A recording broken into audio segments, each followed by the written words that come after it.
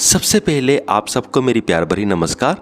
मैंने एक छोटी सी स्पिरिचुअल कहानी पढ़ी है, छोटी सी। अगर आपने ठीक से समझ ली तो इस कहानी का जो मतलब है वो बहुत ही ज़्यादा गहरा है, बहुत ही ज़्यादा लाइफ ट्रांसफॉर्मिंग भी है। चलो अब मैं कहानी को शुरू करता हूँ।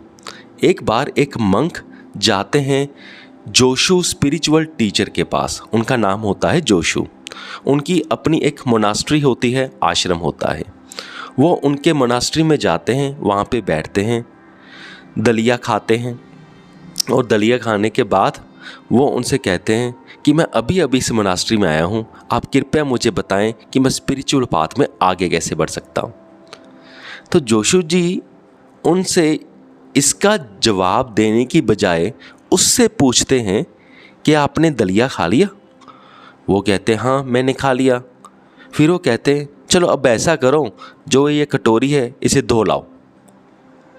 और वो कहा जाता है कि जो मंक था ये बात सुन के इनलाइटेंड हो गया। उसकी मतलब एकदम से उसकी चेतना का लेवल बहुत बढ़ गया और यहीं पे कहानी ख़त्म हो जाती है। अब आप सोचोगे अरे ये क्या बात हुई, उन्होंने कुछ बताया नहीं, उसके बात का जवाब भी नहीं दिया और वो इनलाइटेंड हो गया, ये क्या सारी चीज़ हुई। एक्चुअल में जो जोशु थे वो एक ज़ेन मास्टर थे और वो बातें जो ज़ेन मास्टर होते हैं वो ऐसे ही समझाते हैं, बड़े अजीब तरीक़ों से स्पिरिचुअल बातें समझाते हैं।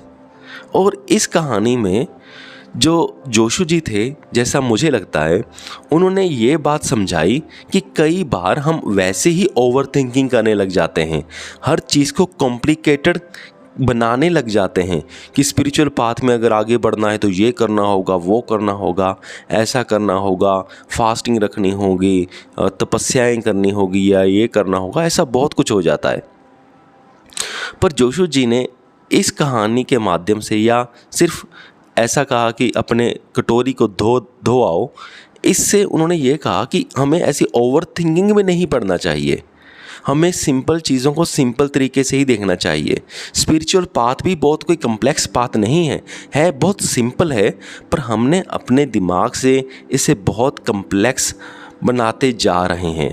तो उन्होंने एक झटके में जब ये कहा कि दलिया खा लिया, उन्होंने कहा खा लिया, अब इसको धोकर लाओ। यानी कि नॉर्मल चीज़ों में ज़्यादा ध्यान दो, प्रेजेंट मोमेंट में ज़्यादा ध्यान दो। ऐसा नहीं है कि ओवर सिर्फ ब्रेन ही हेड ओरिएंटेड ही हो जाओ, छोटी छोटी चीज़ों पर ध्यान दो। स्पिरिचुअल पाथ में आगे ऐसे ही बढ़ा जाता है। ऐसे नहीं कि थ्योरीज में दिमाग को अटका लिया और जो रियलिटी थी जो आपके सामने उसको इग्नोर कर दिया। ये बात उन्होंने बहुत ही सिंबॉलिक की है।